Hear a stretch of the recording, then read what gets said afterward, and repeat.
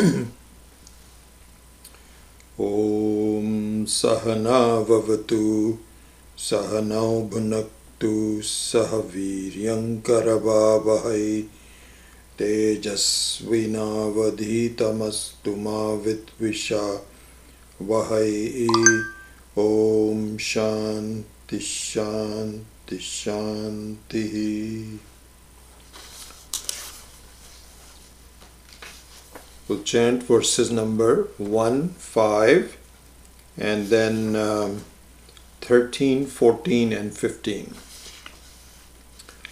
Rupam Drishyam Lochanam Drik Tadrishyam Driktumanasam Drishyadhi Vrittaya Sakshi Drigeva Natu Drishyate. Number 5. Nodeti nastametyesha na vriddhim yati nakshayam swayam vibhatyata anyani bhasayet sadhanam vina. Number 13. Shakti dvayam himayaya vikshepa vritti rupakam vikshepa shaktir lingadi brahmandantam jagat srijet. Number 14. Shrishtir nama brahma rupe satchidananda vastuni abdhau phenadivat sarva nama rupa prasarana. Then verse number 15 we'll chant twice. Antardrik Drsyayor Bhedam Bahishcha Brahma Sargayo. Antardrik Drsyayor Bhedam Bahishcha Brahma Sargayo. Avranotyapara Shaktihi Sa samsarasya karanam. Avranotyapara shaktihi sa samsarasya karanam. Okay.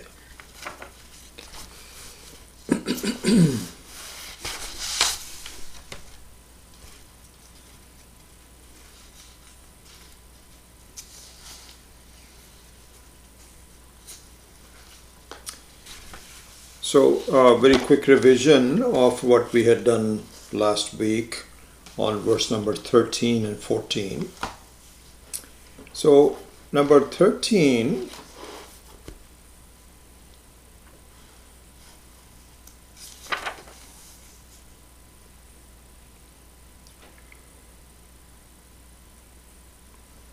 in number 13, it was pointed out that Maya has a twofold power, Vikshepa and Avriti. Vikshepa is projection and Avriti is hiding. And so these are the two powers. Then in the second line of verse number 13, it was pointed out that the projection creates a sense, it creates all experiences in your life. That's what the Vikshepa Shakti does. It creates all the experiences. So here it was pointed out, and we should get a personal an idea of how this works by looking at the Shakti of sleeping.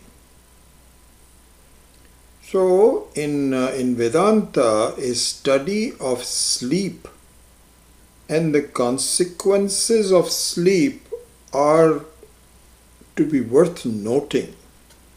It is not something Because in life what happens is we don't we like to sleep because it makes us restful, which is which is certainly very necessary, no doubt about it. We don't say that that's not the importance of sleep, but that's really a secondary importance of sleep from the standpoint of gaining moksha, freedom in life. An analysis of sleep is very important, and an analysis of sleep with the consequences of the twofold consequences of sleep, which is one is that of dreaming, and the other one is no dreaming, is a very important subject to be studied and understood. Why? Not because it is sort of nice to know. It is crucial to know in our life. How the Atma behaves. This is exactly what we are studying in the Mandukya Upanishad, which is one of the most advanced Upanishads there are. Finally, after studying everything else, you have to come down to a down-to-earth, so to speak, analysis of the three different experiences of my life. And so the three different experiences are the projection of experiences in my life, number one. Number two, the experiences that is created by sleep. So here in the understanding of this verse, Maya has these twofold powers.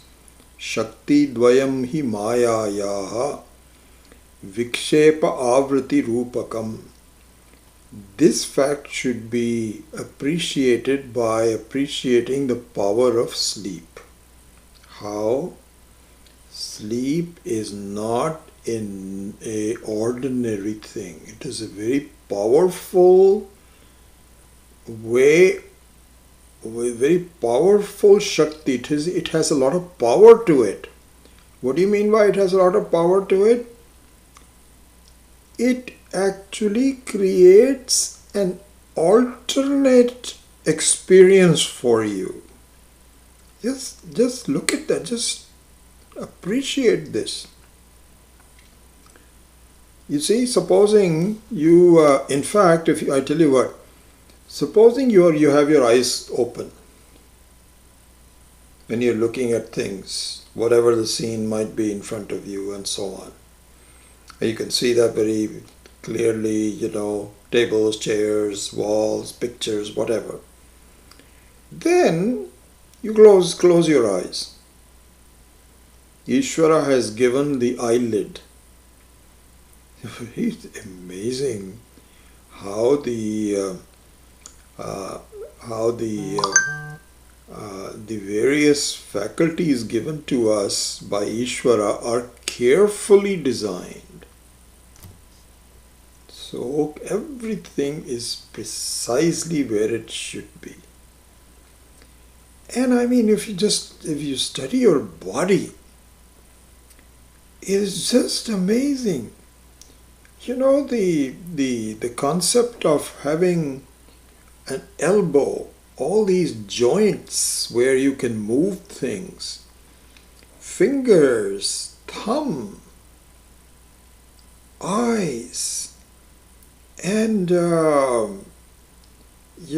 legs and hips, not to speak of all these very important things like heart and inside and so on.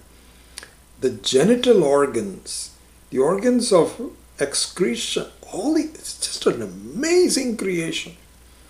One of them is the eyelid. So when you're looking at things and so on and so forth, supposing you were to just close your eyes, what that does is hide things. As soon as you close your eyes, there's nothing else that you see. This is called hiding. This is called avritti rupakam. But this hiding does not create an alternate experience for you. For that alternate experience, mind is necessary. Right? Supposing you close your eyes, so I ask you, what are you seeing? And you say, nothing. Then I can say, okay, now imagine a tiger. So you say, okay, if you know, you all know what a tiger is. Okay, now imagine an elephant. So you can imagine an elephant. But the eyelids don't do it. All the eyelids do is to hide it. That's all. That is not the situation with sleep. The sleep is a powerful Shakti. It's a power because it hides your entire experience of waking life and creates an alternate experience of dream life. So inside the sleep, there is a power to do a projection. So really the power to sleep is a localized version of Maya. Exactly what it is. So that's why it is said that Maya Shakti is a very important Shakti which is part of the creation itself. Why? Because it is not just hiding, it creates things. So, for example, when you, anyway, I won't go, let me go on for a while. So now, so that was talked about. In verse number 14 was pointed out an important tenet of Vedanta. One of the important principles of Vedanta are given in verse number 14. So it says, Shrishtihi nama brahma rupe satchidananda vastuni abdhau phenadivat sarva nama rupa prasarana. Number 14 points out an important tenet of Vedanta which says the following. This is all revision from last week. Nothing new has started yet, which will start in a few minutes. The important tenet of Vedanta is you cannot have a projection without a basis.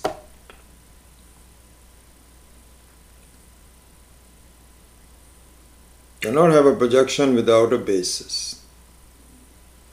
In fact, you cannot have changes without a changeless basis.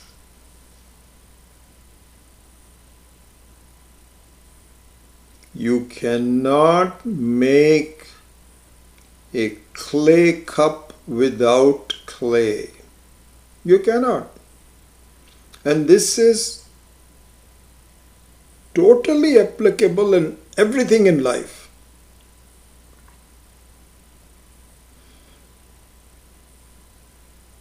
So you'll say, why are you making such a big deal? Because this is where a certain interpretation of Buddhism goes wrong. Because Buddhism shares a lot of Buddhism of course was born out of Hinduism. The Buddhist philosophy was born from Vedas. But now they have, this is one of those things where you are born in a family but you disregard it. You say, no, I don't belong to that family. It's all based on something that I have come up with. Okay, what have you come up with? So you come up with all these projections. The whole world is nothing but dukkham. It is all just a movement. There is no reality to it. There's no reality to it? No, there's no reality to it. And so how am I going to find moksha? To find that there is no reality to it. Well, Vedas also is saying the same thing. There's no reality to it. But the Vedas is saying the non-reality is based on reality. Buddhism says no. You cannot have, where is the reality? I don't see the reality. Hey, you're not going to see the reality because you are the reality. Okay, but then my reality is not very, very pleasant to me. It's not, I don't like myself. I'm looking for, because right now I am not peaceful and I'm looking for peacefulness. And so if I can remove all the thoughts, everything disappears, then I will be peaceful. That means that all the projections are removed as non-necessary, and then I'll be peaceful. So we say, when you are saying that I'll be peaceful, who is that peaceful? Isn't that the reality? So there's confusion in their minds. But the basic tenet of Vedanta is that all projections, all changes are based on a non-change. It has to be. So here one objection comes up, so this is number 14, just to make sure. So he says, Abdhau Penadivat. So just like you have all kinds of things in an ocean, but it all comes out of water. Water is the ocean water is the basis from which all the shapes and names and come up. Foam and different waves and so on. And so the basis is important. So here there is an objection that comes up, and he says, wait a second.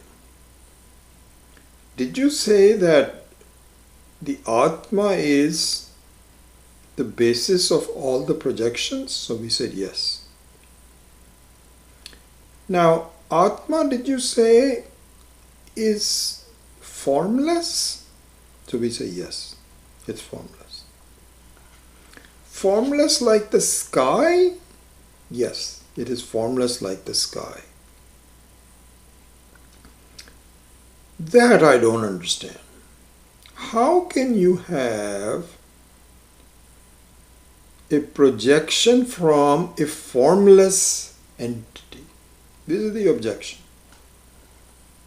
I don't know if it is the objection of Buddhists, but what school of thought, but this is a valid objection.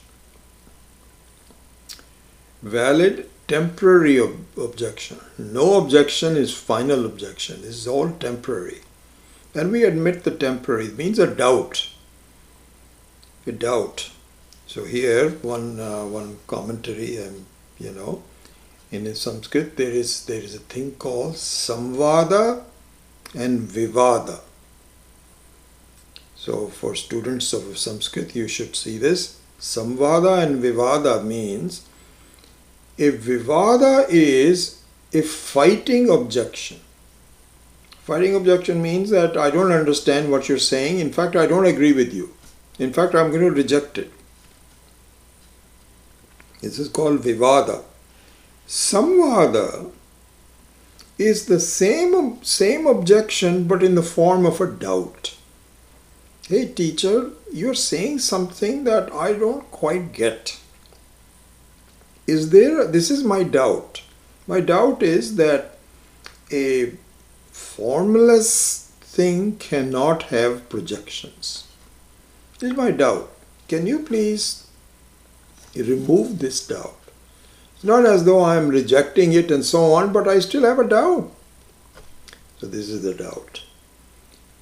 To which we say that is not valid, because even a formless thing like the sky, space, you can have projections on. Where? How? Don't you see there is blueness in the space? Yes. How did you conclude that there is blueness? is the space really blue? No, it's not really blue. It may be, I don't know, but it doesn't appear it's really. So then, I see. It is possible to have a projection of something, wrong projection, but on even a formless thing. So, this is the basis of the tenet of Vedanta, which says that the formless Vastu, which is you, can have this kind of a projection. And we see this again in waking up, because the whole dream is an experience. It's a very solid looking experience.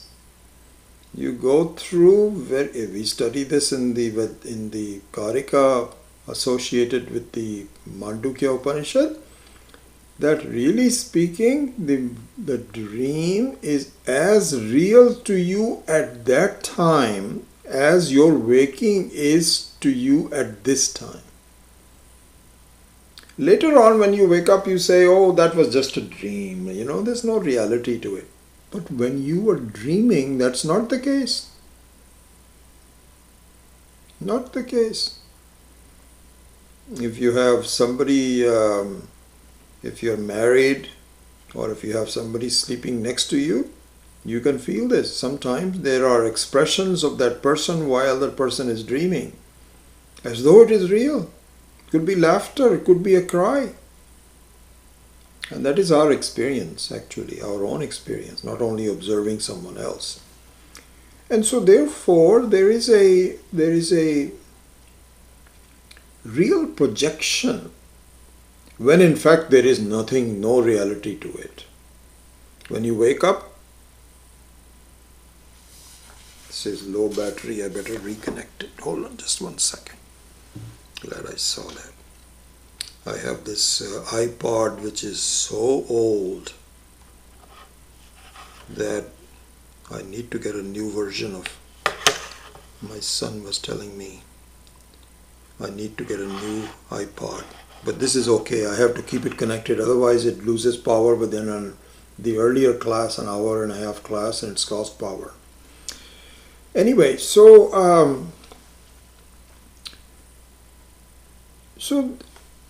it doesn't mean that so here's what it says. So the Maya Shakti has a projection which is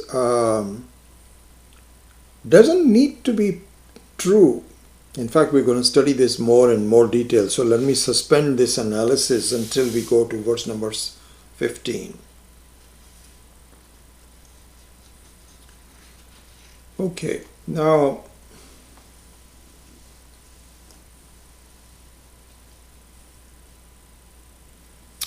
I think I want to go on to, let's go to the 15th verse, and then there was one other thing that I wanted to briefly mention, and I think again it's a huge topic which we'll do that some other time.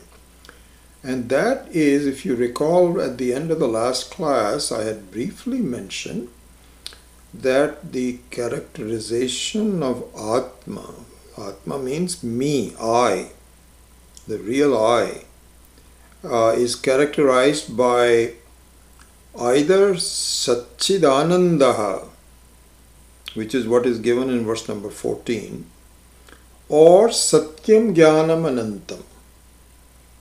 So these are exactly the same thing. Two different words are used. Now the Sat and the Chit, or Satyam Jnanam, are directly transferable. But this third one, which is Anantam and Ananda, is confusing. So that requires a little explanation, and so very briefly I will mention it, and then we will explain it in more detail some other time in a more advanced class.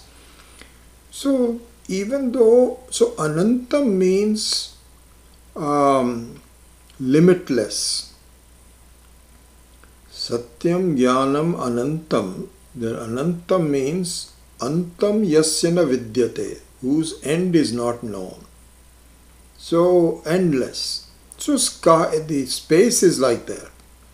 Space has no, you cannot say the space is very big but it has an end. No, it doesn't. It is endless. So this is Anantam. The other one which verse number 14 says, let me just say this. Shrishti Namaha Brahma Rupe Satchidananda Vastuni. So the Vastuni here, the Vastu is Satchidananda, which is Brahman, which is you. And so the third aspect of that is called Ananda. Ananda means total joy. Unadulterated joy. And we went through that example of the ice cream and so on and so forth last time. So here just a few more words of explanation and then I'll move on to verse number 15. Anantam and Anandam is one and the same. How? Because any limited Ananda, which is Antam, is not the real Ananda. Only unlimited Ananda is the real Ananda, joy. Any kind of a limitation sullies it, it spoils it. I don't want. And so here one of them is the limitation of time. As I mentioned to you in the class last week, that if you're eating ice cream, then one of the, even before it ends, certainly after it ends, you have some pleasant taste in your mouth for a while and the memory of it lingers on for just a few minutes. But after that there is something gone. It's regret. My ice cream is gone. But even before it ends, there is a sense of limitation that it is going to end. That is not real Ananda. That is just a secondary Ananda. And so this example, this is true, is that is the unlimited Ananda possible? Yes. Yes, that is the nature of the Atma. And only when you understand that the limitations of the Atma are apparent, not real, will the Atma become Anantam. And the Ananda will also become Anantam. So that the example that we normally use is that if space had awareness, awareness means a sense of being, of truth. I'm alive, I am. Because space is inert, but suppose the space has knowledge, awareness. But that awareness of the space can be wrong or right. Because it's very possible that the self-awareness of space is wrongly limited by the walls of a room.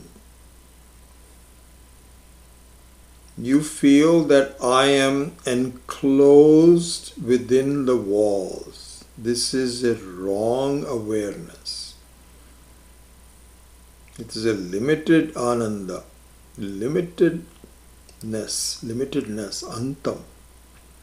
But if the same awareness can be understood by teaching and so on, hey, you're making a mistake. You're unnecessarily limiting yourself. In fact, this room is not limiting you. You are limiting the room. Don't you see it? And at first the person says, no, I don't see it. What do you mean? I have to make this room a little bit bigger? No, no, no. You don't have to make any changes to the room. Just think. Is there any limitations intrinsically in you? And he says, no, I don't think there is any. That discussion has to go through. Finally. And he says, oh my God. I cannot believe this. That this was just a mistake I was making. I am really, and I am limitless. That Ananda, which was there within you all the time but was hampered because of the limitation, now gets released.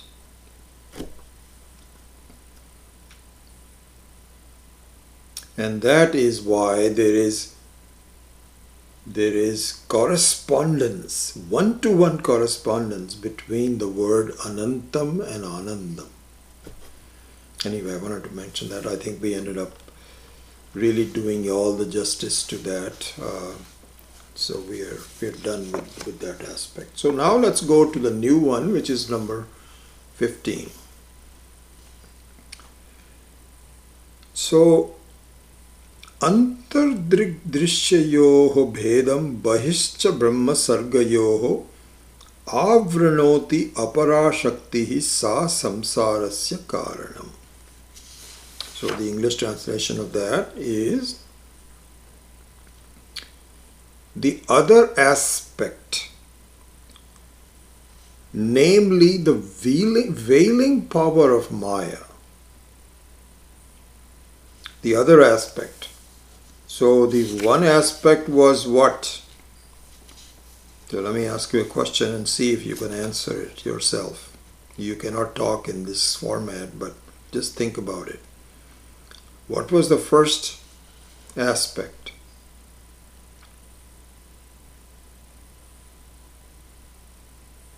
I'm going to pretend as though I'm really pausing to see if you're thinking. Vikshepa Shakti is the first one. Vikshepa Shakti. That is the first aspect. The second one is Avriti Rupam. That's what he says in verse number 13. Shakti Dvayam hi Mayayaha Vikshepa Avriti Rupakam. And so the Vikshepa Shakti was all discussed up to this point. Now he says Avranoti Apara Shakti Sa Samsarasya Karanam. So he says, so let's go back to the English translation, let's finish it. The other aspect, namely the veiling power of Maya, covers the mutual distinction between seer and seen within the physical body and that of Brahman and creation externally outside the physical body. That veiling power is the cause of samsara. And here the word samsara should be very clear to you by now. I think we have covered this already. The word, it's an important one. Samsara means I am caught in a series of experiences which are at the end of the day never going to end. Every time I think that I've gotten a handle on my life, I find that new things occur and I'm not really going anywhere. and I don't really know what to do about it. This is called samsara. Samyak sarati iti samsara. Sarati means a change, but samyak saranam means continuous unending change. And continuous unending change may be okay, so let it be. What's the big problem? It's a big problem because I feel I'm the victim of it. I have to contend with this world. New things are happening. One day it is the wrong president to be elected. Next time there is COVID. Next time there is fires. Next time there is this. And my health problems and losing jobs. And it's just an ending, never-ending problem. This is called samsara. The cause of that samsara, the basic cause, there may be some secondary causes. Supposing you get hurt. Supposing you slip on a peel of banana and you fall down and you get hurt. Then you can say the banana peel left on by somebody and you're not seeing it is the cause of your fall. You can say that, valid. But that's just a local cause of a local problem. But the basic cause of the whole basic problem of your life is the veiling Shakti of Maya. How? Why? This is what we're going to discuss. So again, the verse number 15 is, the veiling power of a Maya covers the distinction between seer and seen, Drg Drsya Viveka. And this happens in two ways. One is inside the body and the other one is outside the body. And both are they are two different stages, but the phenomena remains the same, is what is pointed out. So far we have looked at the inner, so this distinction of inside versus outside is only from the standpoint of the body of the human being. That's all. This is just a way of looking at it. Otherwise it is really the same. But inside and outside doesn't make any difference. But from the standpoint of inside and outside, it is useful to make that distinction, and we will look into that. So he says that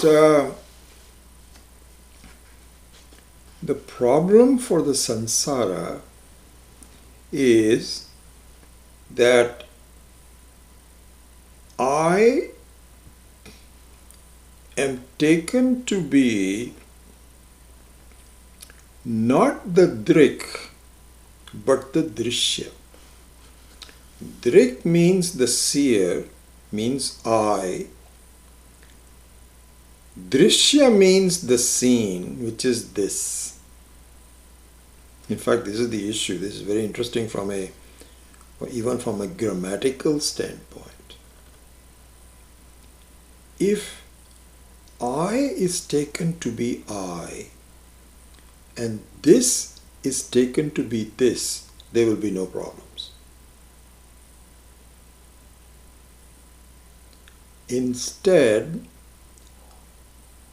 this is taken to be I. This is the problem. This is the issue. This is what we have to really look into. So even from a grammatical standpoint, you are making a huge mistake. Even grammar gives you this confirmation that this is a mistake. Let alone the reality, the spirituality, and the lack of freedom and ananda and all of those kinds of important things. Just simple grammar. If you say I, and you say this, This is what is called Drg Drsya Viveka. If you can do this discrimination clearly, why don't we do this? Why can't I do this? Because of the veiling power of Maya. And why is it so bad? Because this is not what I want to end up being. This is not acceptable to me. What do you mean by this is not acceptable to me?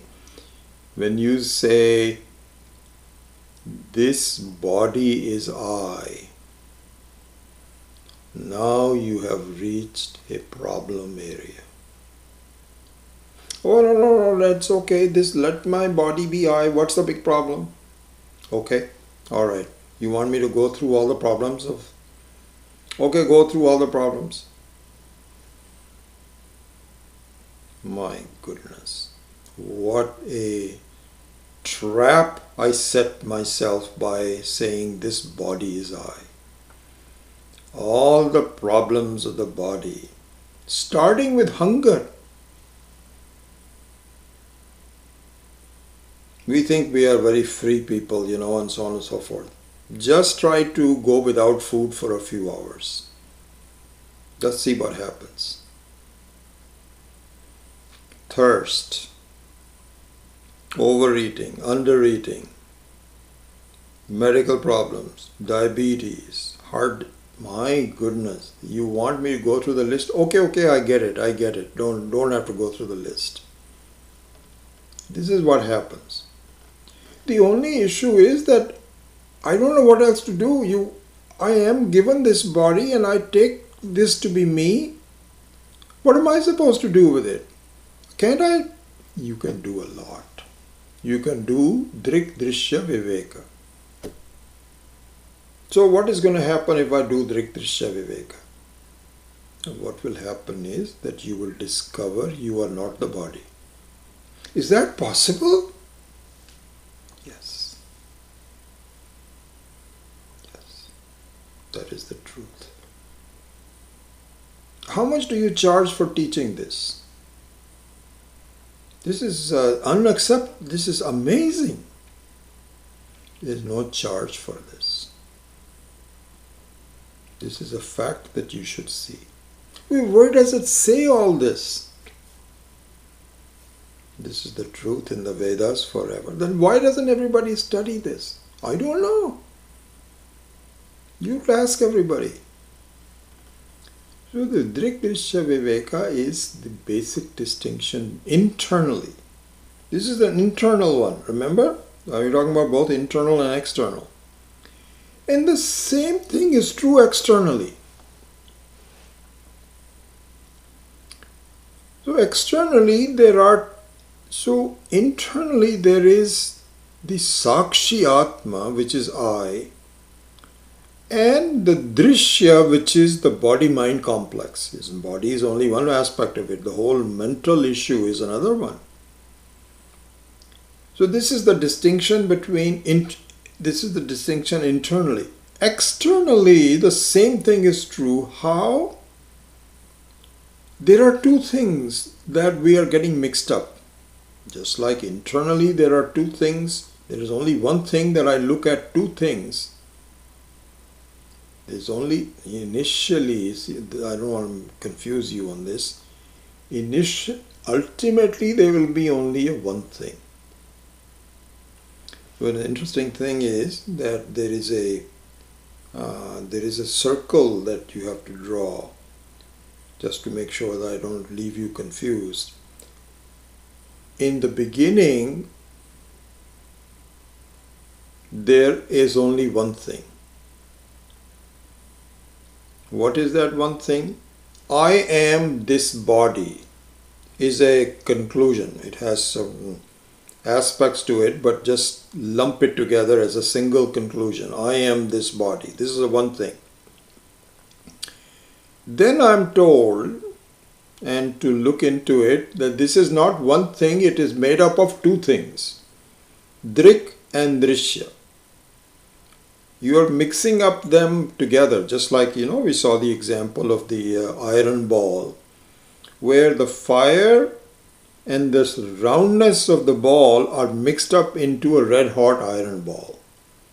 So you're mixing up two things into a single entity. Okay, so what am I supposed to do? See clearly that there are two different elements to it that appear together. Okay, so from one we go to two. You have fire and you have the iron ball. Two things altogether. So similarly, there is Drik, which is the Atma, Sakshi, and then it is a Drishya, which is the body. Combined together, it looks like I am the body. Okay, so from one thing you go to two things. So you can say from non-duality you go to duality, but only temporarily. From there you find from the duality you go back to singularity, non-duality again. How? Because temporarily both of them have a similar existence, but after understanding you find one of them is a reflection, the other one is real. And so this is called Ekam Advitiyam, no second person. You are the only one. But what about the Drishya? The Drishya is a lower form of reality. I am the higher form of reality. This we will study in more detail. So just to close off this point, let's hope this doesn't cause any confusion on your mind. You go from singularity, a wrong singularity, to duality, to the right singularity. This is the direction and the progress of Vedanta. Okay? So this happens inside. The same thing happens outside. How? So there it says in verse number 15,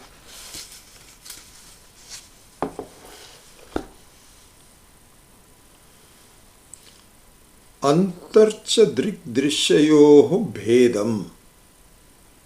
So just like you have the distinction between Drik and Drishya, that Bhedam means the clear distinction between these two segments of the internal conclusion. The two segments are Drik and Drishya, fire and iron. Just like you have that is hiding. So we are talking about here the Avarana Shakti, the hiding Shakti of Maya. So that distinction is hidden. So the ball appears to be, the fire appears to have a shape to it.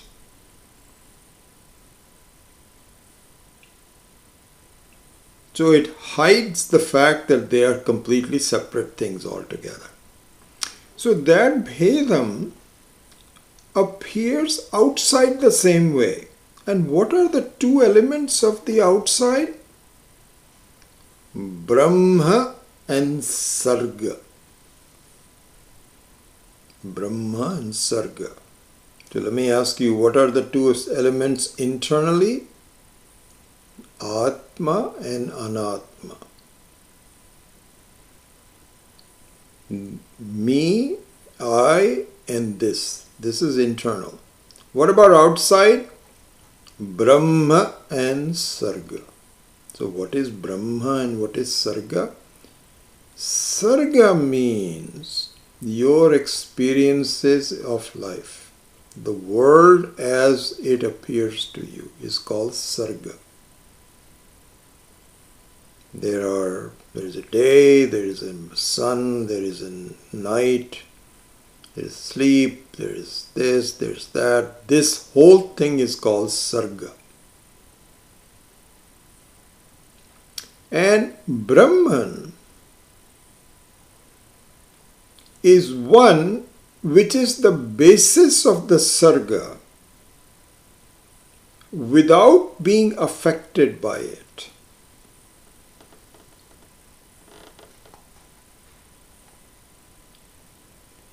Those are the two segments outside. Brahman, and we will explain the word Brahman and the reason and the Swarupa of it, all of that will come, but just for now, Brahman and Sarga are the two things that are mixed up together. And what is Brahman? Sarga is very experienced, it's very common to us, all of us have experience. We may have slightly different experience, but they're all some kind of an experience. What is Brahman? Brahman means the one which is the basis of the Sarga and changeless basis of the Sarga. It is there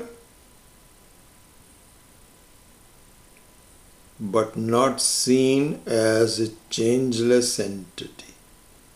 The very basis of the Sarga, from which the Sarga comes out, experiences come out and go back to it, that is called Brahman. Because remember we went through this, the tenet of Vedanta was that without a basis you cannot have a change. So when I see changes, the whole Jagat is changing. And so there must be a basis for it. External basis of that is Brahman. Internal basis of that is Atma. The fact that Brahman and Atma are one and the same will be tackled later. But for now, for the sake of analysis, the same hiding that hides the two segments internally also hide the two segments externally. This hiding is the cause of your samsara. If you want to blame someone, you can start blaming, why did somebody leave this banana peel on which I slipped and I hurt myself? Who did this? Why me? Why should I be there at that time? How come I didn't see it? You can keep on doing it and ultimately you can blame Maya Shakti. Why am I even born? Maya Shakti. Everything has to be blamed on to Maya Shakti. And the Maya Shakti is that you think you were born, you are not born. You were something before you were born. You are the same person even after you are born. And after this body will die, you will remain the same person. That distinction is not clear to me. The same thing is true externally, that whatever the projection that you have does not affect the Brahman.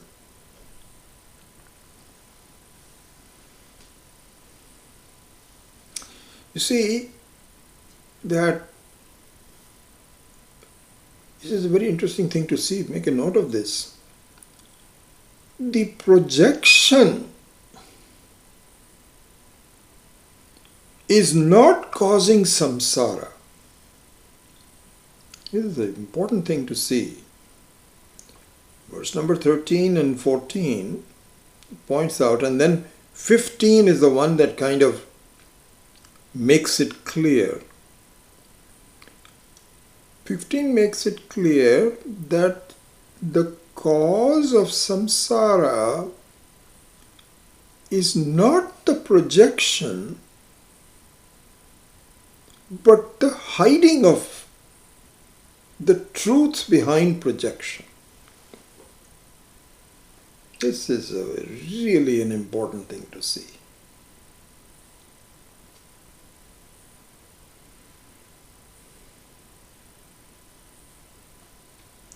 So, for instance, we find that the very classical two examples of the truth and the projection.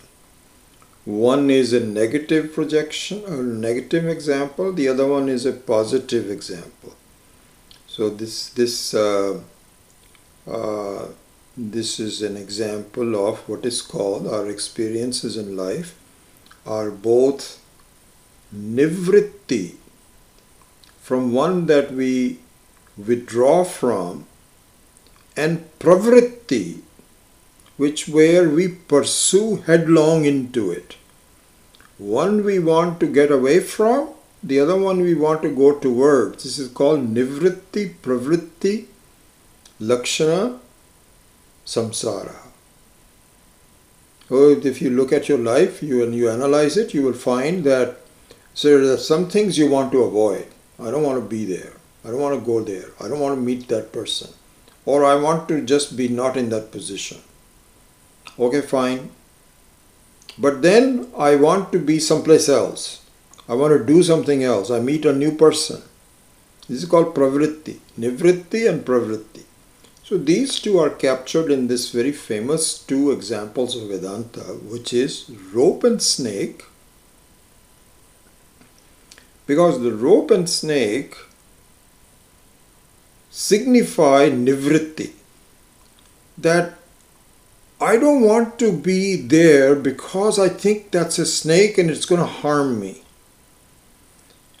And I don't know that it is harmless, but I think it is harmful, therefore I want to withdraw from it. So this is the negative example.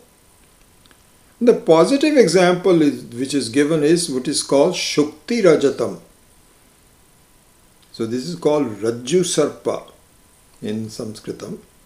And the other one is called Shukti Rajatam. Shukti Rajatam means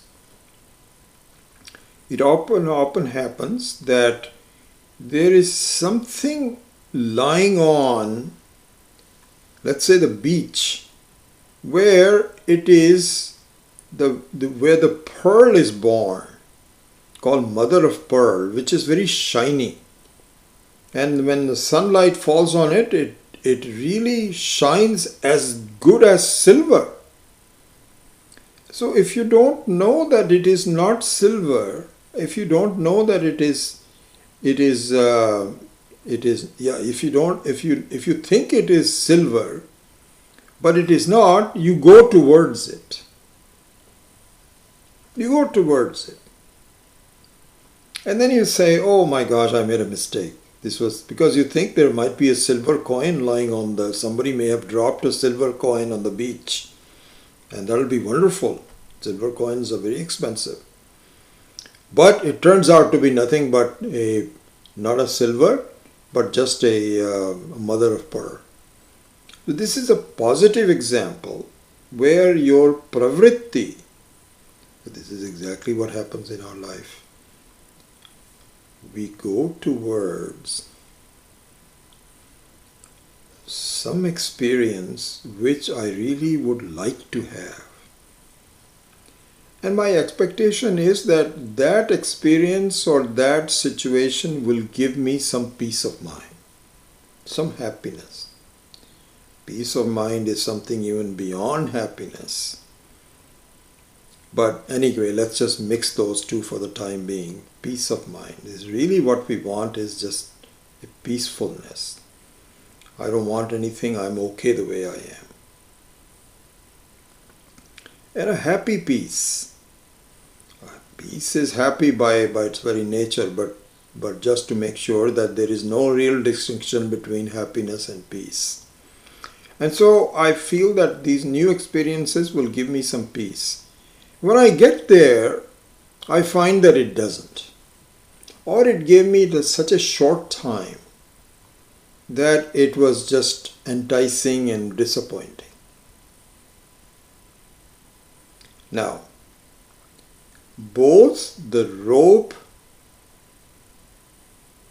from which you were recoiling and the mother of pearl that you were enticed into are harmless things that are not capable of either hurting you or giving you the silver. They are touchless. It is how you look at it that makes it into repellent or attractiveness. By themselves, they are neutral. So therefore, now we can conclude that the projection by itself is not harmful, but it is some consequence of the projection that appears to be harmful to you in the form of a samsara.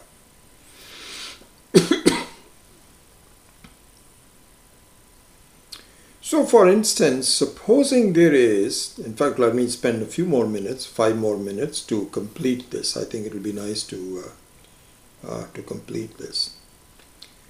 So now transform your experiences into the real life's experiences, not real life, life's experiences.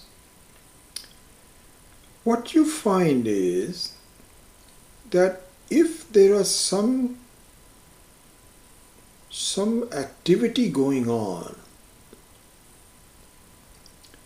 and you don't see that the activity is a play, you can be very confused about it.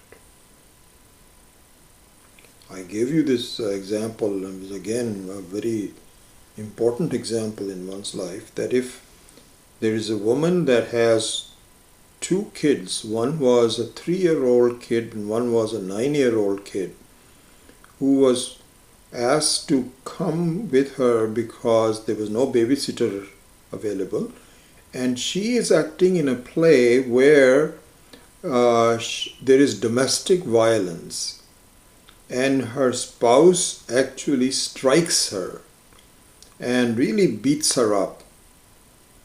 So this is what's going on. This is the actual play. And she tells both the kids, the 3-year-old and the 9-year-old, that listen, this is a kind of like a violent play, but you know, it's all make-believe because he appears to hit me and there is a big sound and so on and so forth. It doesn't really bother me, and so don't get perturbed about it. So both the kids, they were both playing, and when the mother was talking about it, and they were talking to each other in the car. Then the car stops and they go in, and she changes her costumes and so on. And she says, okay, now you guys just sit there and do your some crossword puzzles or something or the other. Not crossword puzzles, but some children's puzzles. And keep yourself busy while I am doing this. And don't disturb me, okay? This is important. So they say, okay, mom, that's fine. Then the play starts, and after a while some argument, this husband of hers just gives her a couple of big slaps, and she's falling down and he's just all kind. This is the play. The 3-year-old looks up and sees that her mom is being assaulted by this guy who she doesn't know. She drops all the puzzles that she was doing. And she said, Mom, what's happening to you? This is the situation. So the 9-year-old says, hey, come on. It's okay.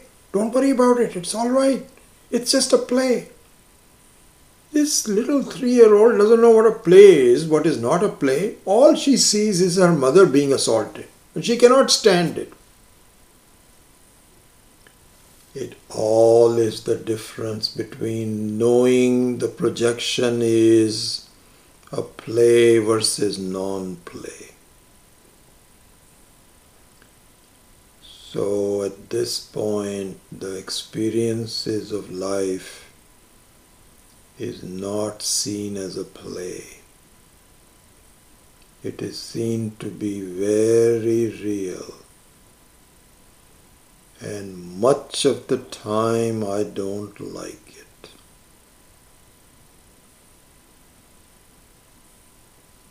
And so the real problem is not that there is something going on, but the fact that what I think is going on is a big play. That is the avaranam. So by itself, see, so for the 9-year-old, the play by itself doesn't bother her, because her mother has already told her that, listen, this is going to be the situation. I make a lot of money. I really enjoy it. I cry and so on and so forth. Everybody is very impressed by how I take the beatings of my spouse. And it's all a big play. She's explained all that to her. And so the 9-year-old kind of has a smile to it. She also doesn't want her mother to be assaulted, but she says, it's what a wonderful play they're doing. Big difference. Big difference. But if the same play is to be not understood as a play, we have got problems. So this is our situation.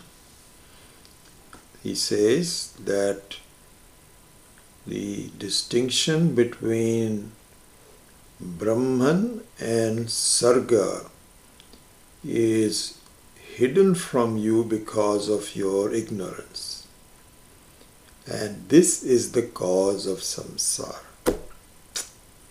And so this is, I think we made significant progress on number 15, but there are still some things I want to explain, so we will have to postpone that to the next class, and we will continue with that. With this, a section will be complete, and so after a few minutes of discussing the remnants of this verse, we will start a new topic with verse number 16 next week. So we will do that next week. Okay.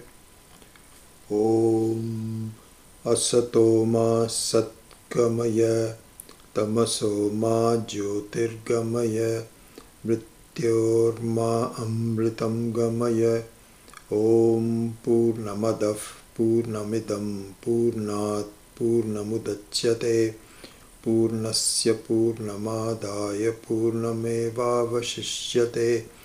Om Shanti Shanti Shanti. Harihi Om. Shri Gurubhyo Namaha. Harihi Om. Okay, let me see if you have any questions.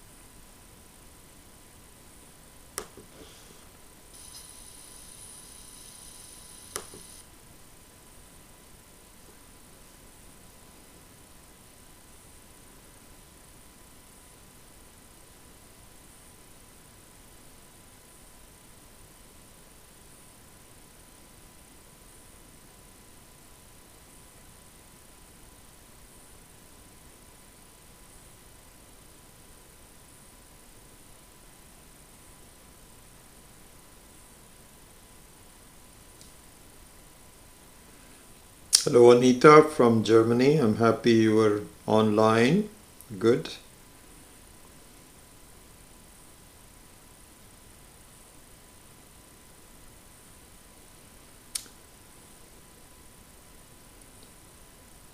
This is a new name that I don't know. Pabba Veerabhadru. Drudu, sorry, to pronounce your, not pronounce it. So if you can kindly send me an email with some information about you, I'd appreciate it. Thank you.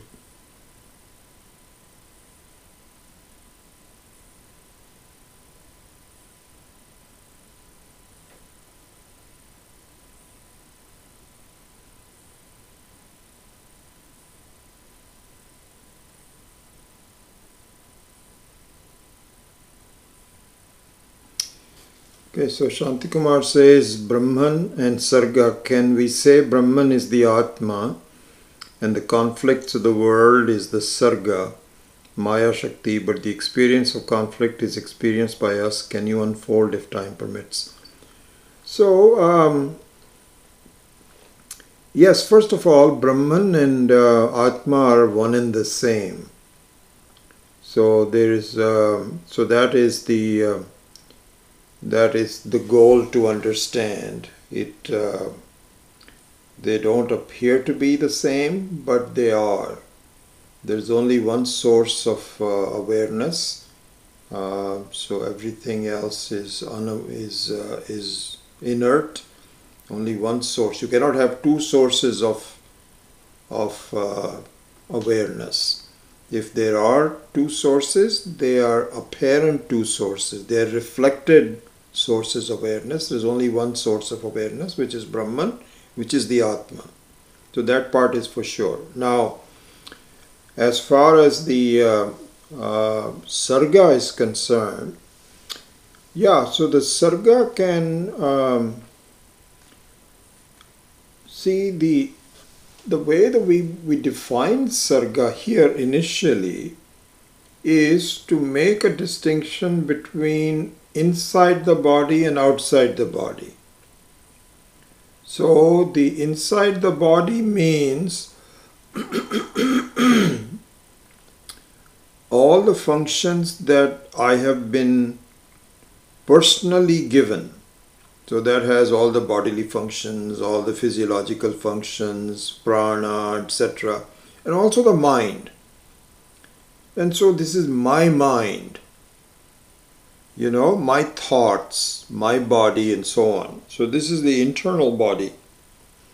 Then I see the outside mind. Outside mind meaning somebody who's elected who has a lot of power over me. Wrong thinking, right thinking. Is the outside mind. Now, initially we make a distinction between internal mind and outside mind. Eventually, just like the Brahman and Atma also become one and the same, the inside mind and the outside mind also appear to be part of the same Sarga. So, right now the Sarga seems to be outside of me.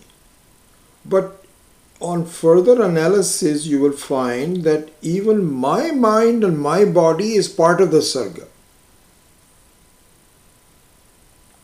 The example, I think the best example of that is the dream.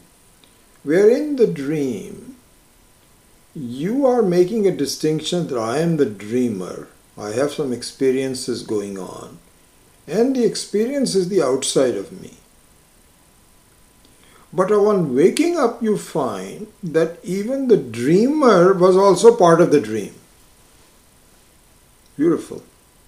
That's the right way to look at it. So anyway, what you're saying about the conflicts of the world, meaning that my understanding of the conflict is the samsara. And that understanding of the conflict can be either inside or outside. And there's some valid distinction that why am I in that position? I don't think that way. I don't think the same way as the leaders are thinking. Fine, that's fine. But overall, you should not even worry about any conflicts whatsoever. It will cease to be a conflict if you find that this is just a play. In the play, there are people that are getting killed, people that are doing wrong things. In the play, there are people who are doing the right things. It's a huge, very sophisticated, multi-act play that is going on. None of that is real. That's what we ultimately have to understand. When we do, the ball game is over. We are free. Okay, anyway.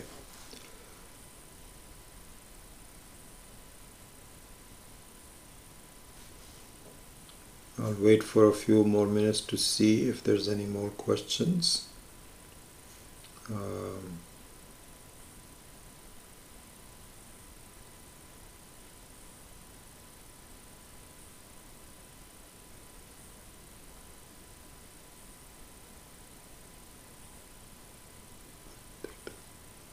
Veerabhadrudu. Pabba Veerabhadrudu. Beautiful name.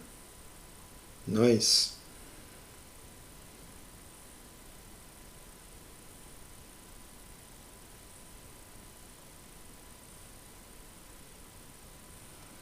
Don't see any more questions, and so until next week, I say the goodbye to you. Hari Om.